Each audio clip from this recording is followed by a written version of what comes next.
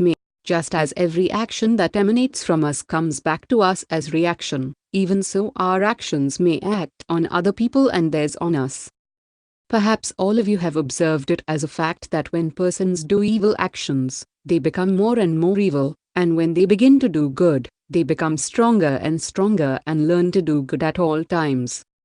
This intensification of the influence of action cannot be explained on any other ground than that we can act and react upon each other.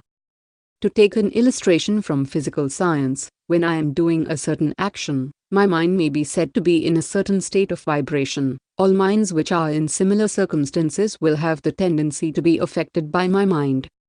If there are different musical instruments tuned alike in one room, all of you may have noticed that when one is struck, the others have the tendency to vibrate so as to give the same note. So all minds that have the same tension, so to say, will be equally affected by the same thought. Of course, this influence of thought on mind will vary according to distance and other causes, but the mind is always open to affection. Suppose I am doing an evil act, my mind is in a certain state of vibration, and all minds in the universe, which are in a similar state, have the possibility of being affected by the vibration of my mind. So, when I am doing a good action, my mind is in another state of vibration, and all minds similarly strong have the possibility of being affected by my mind, and this power of mind upon mind is more or less according as the force of the tension is greater or less. Following this simile further, it is quite possible that, just as light waves may travel for millions of years before they reach any object, so thought waves may also travel hundreds of years before they meet an object with which they vibrate in unison. It is quite possible, therefore, that this atmosphere of ours is full of such thought pulsations, both good and evil. Every thought projected from every brain goes on pulsating, as it were, until it meets a fit object that will receive it. Any mind which is open to receive some of these impulses will take them immediately. So, when a man is doing evil actions, he has brought his mind to a certain state of tension, and all the waves which correspond to that state of tension, and which may be said to be already in the atmosphere, will struggle to enter into his mind. That is why an evildoer generally goes on doing more and more evil. His actions become intensified. Such, also will be the case with the doer of good. He will open himself to all the good waves that are in the atmosphere, and his good actions also will become intensified. We run, therefore, a twofold danger in doing evil. First, we open ourselves to all the evil influences surrounding us. Secondly, we create evil which affects others, maybe hundreds of years hence. In doing evil we injure ourselves and others also. In doing good we do good to ourselves and to others as well, and, like all other forces in man, these forces of good and evil also gather strength from outside. According to Karma Yoga, the action one has done cannot be destroyed until it has borne its fruit. No power in nature can stop it from yielding its results. If I do an evil action, I must suffer for it. There is no power in this universe to stop or stay it. Similarly, if I do a good action, there is no power in the universe which can stop its bearing good results. The cause must have its effect. Nothing can prevent or restrain this. Now comes a very fine and serious question about Karma Yoga, namely, that these actions of ours, both good and evil, are intimately connected with each other. We cannot put a line of demarcation and say, this action is entirely good and this entirely evil. There is no action which does not bear good and evil fruits at the same time. To take the nearest example, I am talking to you, and some of you, perhaps, think I am doing good, and at the same time I am, perhaps, killing thousands of microbes in the atmosphere. I am thus doing evil to something else. When it is very near to us and affects those we know, we say that it is very good action if it affects them in a good manner. For instance, you may call my speaking to you very good, but the microbes will not. The microbes you do not see, but yourselves you do see. The way in which my talk affects you is obvious to you, but how it affects the microbes is not so obvious. And so, if we analyze our evil actions also, we may find that some good possibly results from them somewhere. He who in good action sees that there is something evil in it, and in the midst of evil sees that there is something good in it somewhere, has known the secret of work. But what follows from it? That, howsoever we may try, there cannot be any action which is perfectly pure, or any which is perfectly impure, taking purity and impurity in the sense of injury and non-injury. We cannot breathe or live without injuring others, and every bit of the food we eat is taken away from another's mouth. Our very lives are crowding out other lives. It may be men, or animals, or small microbes, but some one or other of these we have to crowd out. That being the case, it naturally follows that perfection can never be attained by work. We may work through all eternity, but there will be no way out of this intricate maze. You may work on, and on, and on. There will be no end to this inevitable association of good and evil in the results of work. The second point to consider is, what is the end of work? We find the vast majority of people in every country believing that there will be a time when this world will become perfect, when there will be no disease, nor death, nor unhappiness, nor wickedness. That is a very good idea, a very good motive power to inspire and uplift the ignorant, but if we think for a moment, we shall find on the very face of it that it cannot be so. How can it be, seeing that good and evil are the obverse and reverse of the same coin? How can you have good without evil at the same time? What is meant by perfection? A perfect life is a contradiction in terms. Life itself is a state of continuous struggle between ourselves and everything outside. Every moment we are fighting actually with external nature, and if we are defeated, our life has to go. It is, for instance, a continuous struggle for food and air. If food or air fails, we die. Life is not a simple and smoothly flowing thing, but it is a compound effect. This complex struggle between something inside and the external world is what we call life. So it is clear that when this struggle ceases, there will be an end of life. What is meant by ideal happiness is the cessation of this struggle. But then life will cease, for the struggle can only cease when life itself has ceased. We have seen already that in helping the world we help ourselves. The main effect of work done for others is to purify ourselves.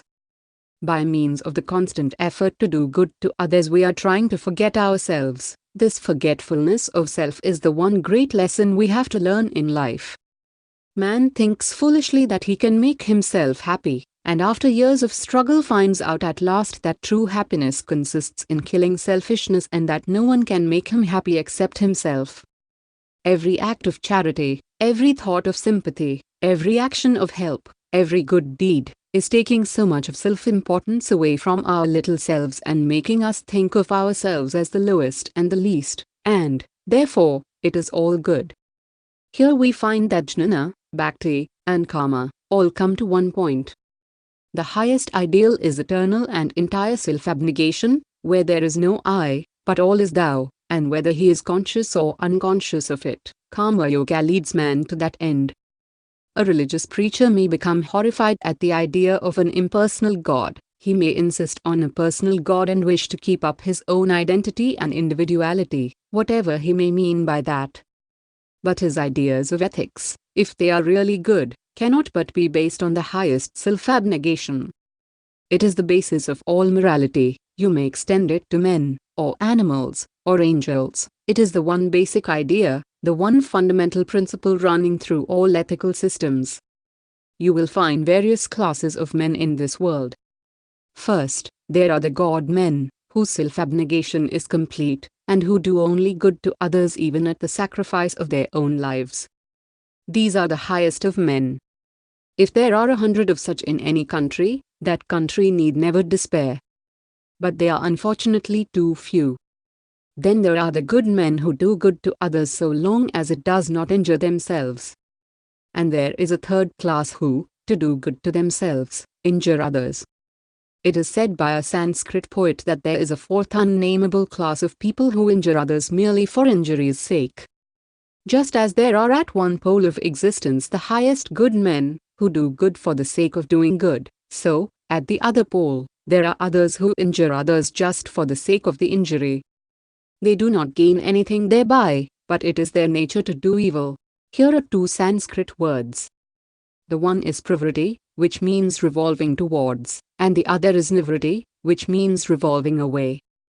The revolving towards is what we call the world, the iron mine. It includes all those things which are always enriching that me by wealth and money and power, and name and fame, and which are of a grasping nature, always tending to accumulate everything in one center, that center being myself.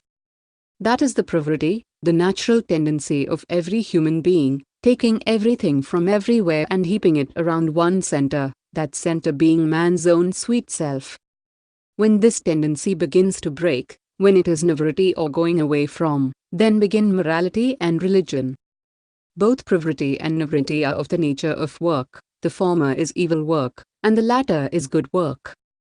This nivritti is the fundamental basis of all morality and all religion, and the very perfection of it is entire self-abnegation, readiness to sacrifice mind and body and everything for another being. When a man has reached that state, he has attained to the perfection of karma yoga. This is the highest result of good works.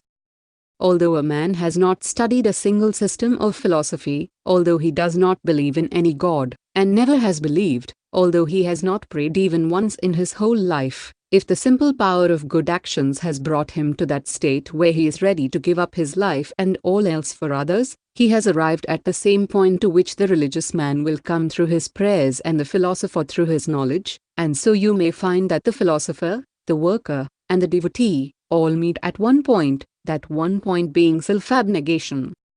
However much their systems of philosophy and religion may differ, all mankind stand in reverence and awe before the man who is ready to sacrifice himself for others.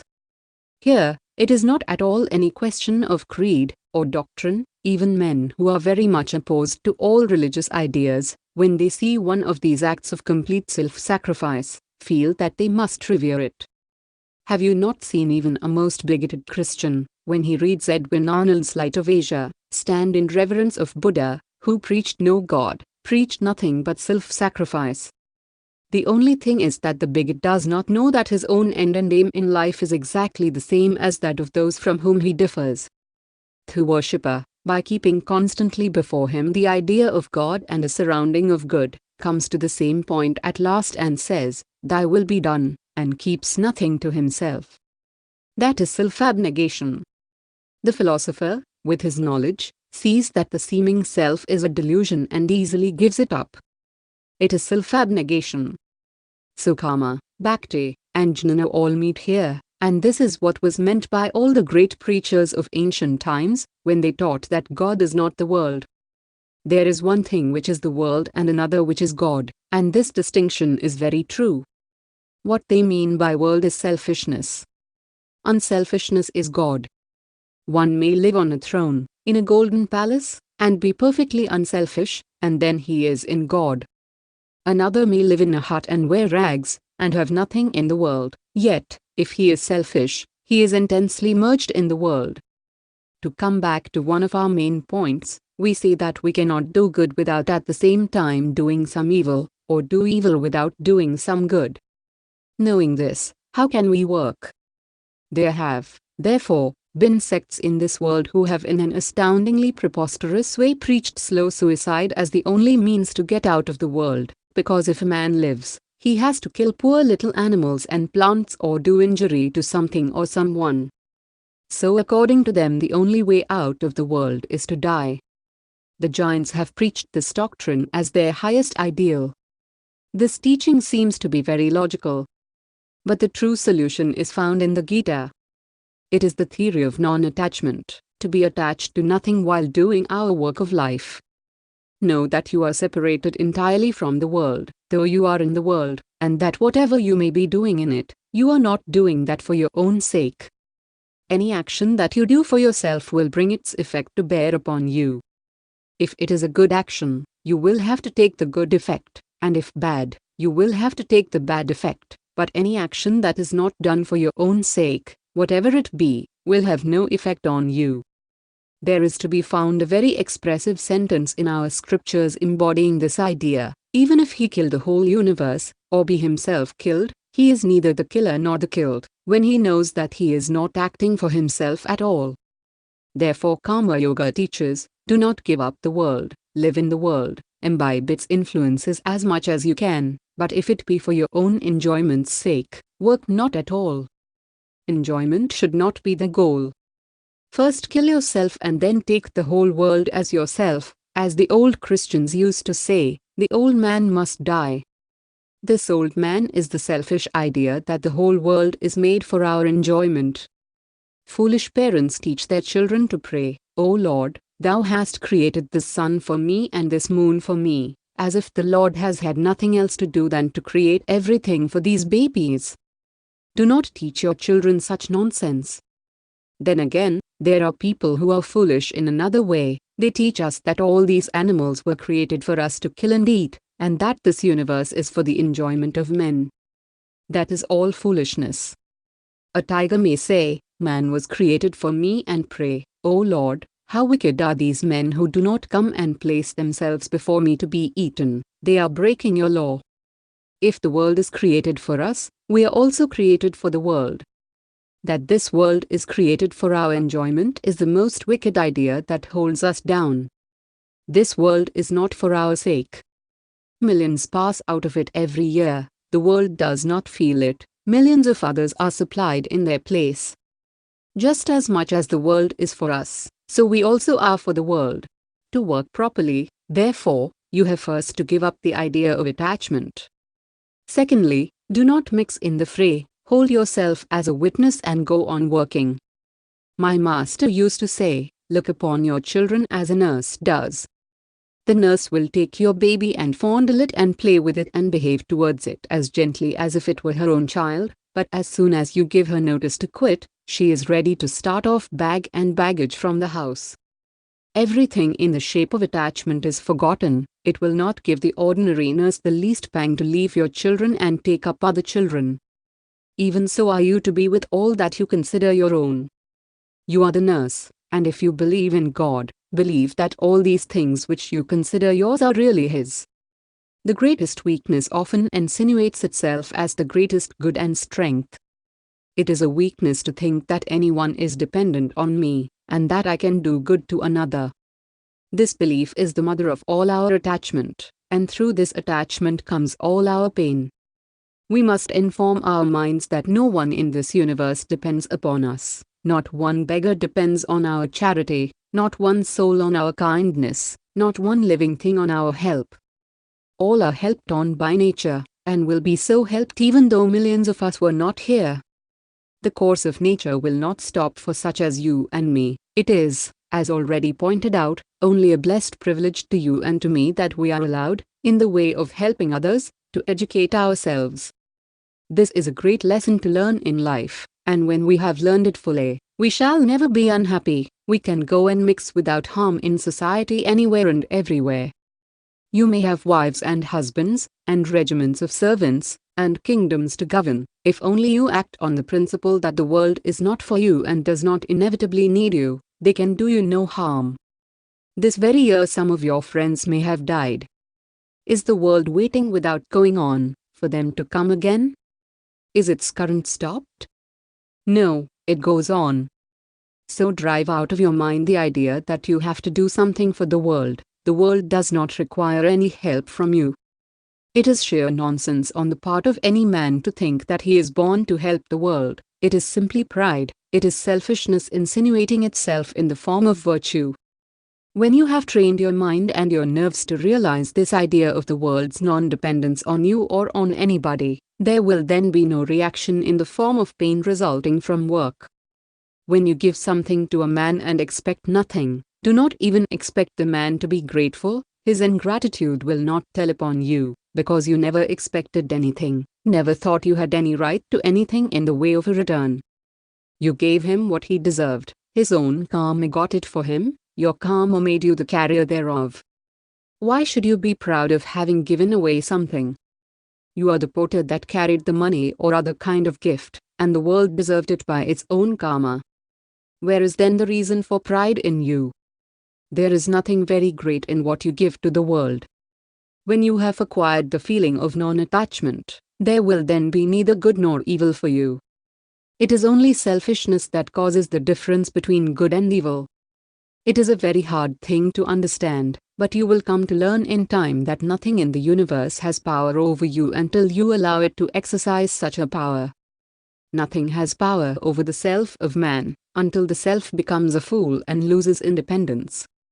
So, by non-attachment, you overcome and deny the power of anything to act upon you. It is very easy to say that nothing has the right to act upon you until you allow it to do so, but what is the true sign of the man who really does not allow anything to work upon him, who is neither happy nor unhappy when acted upon by the external world? The sign is that good or ill fortune causes no change in his mind. In all conditions he continues to remain the same. There was a great sage in India called Vyasa. This Vyasa is known as the author of the Vedanta aphorisms, and was a holy man. His father had tried to become a very perfect man and had failed. His grandfather had also tried and failed. His great-grandfather had similarly tried and failed. He himself did not succeed perfectly, but his son, Shuka, was born perfect. Vyasa taught his son wisdom, and after teaching him the knowledge of truth himself, he sent him to the court of King Janaka. He was a great king and was called Janaka Vida. Vida means without a body. Although a king, he had entirely forgotten that he was a body. He felt that he was a spirit all the time. This boy Shuka was sent to be taught by him. The king knew that Vyasa's son was coming to him to learn wisdom, so he made certain arrangements beforehand. And when the boy presented himself at the gates of the palace, the guards took no notice of him whatsoever. They only gave him a seat, and he sat there for 3 days and nights, nobody speaking to him, nobody asking him who he was or whence he was.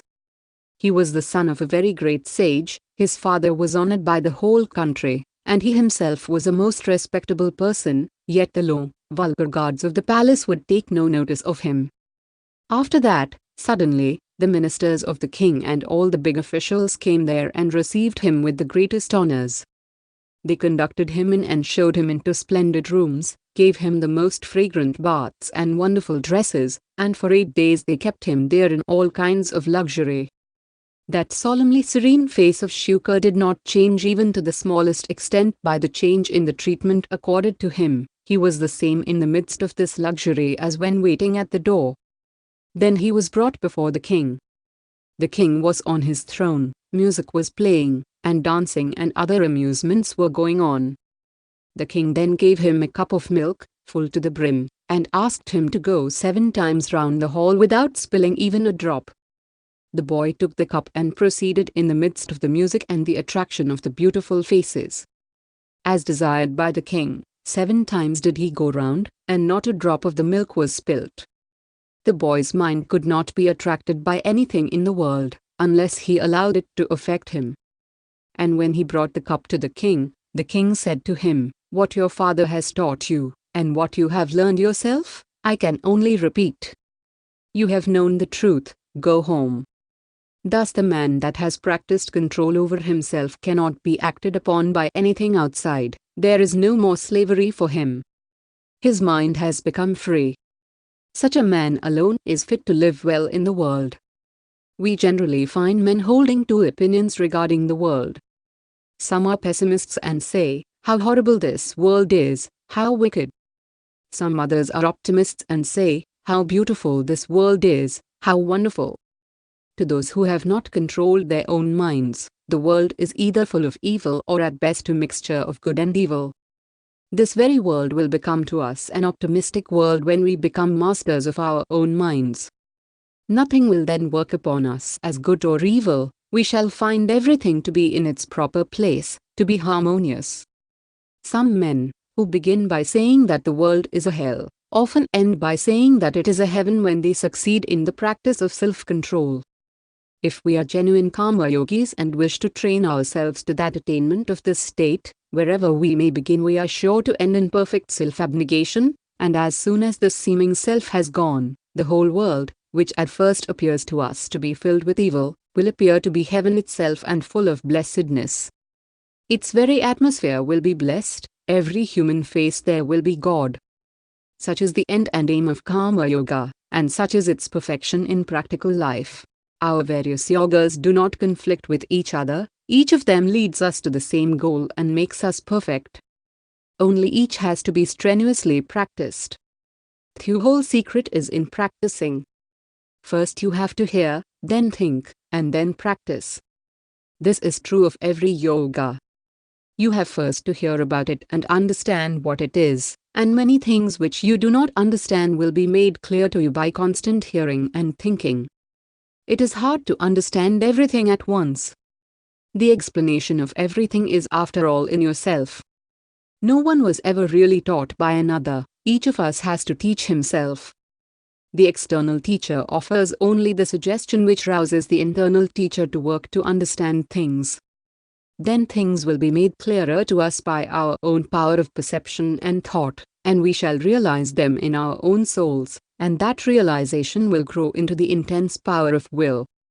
First it is feeling, then it becomes willing, and out of that willing comes the tremendous force for work that will go through every vein and nerve and muscle, until the whole mass of your body is changed into an instrument of the unselfish yoga of work, and the desired result of perfect self-abnegation and utter unselfishness is duly attained. This attainment does not depend on any dogma, or doctrine, or belief.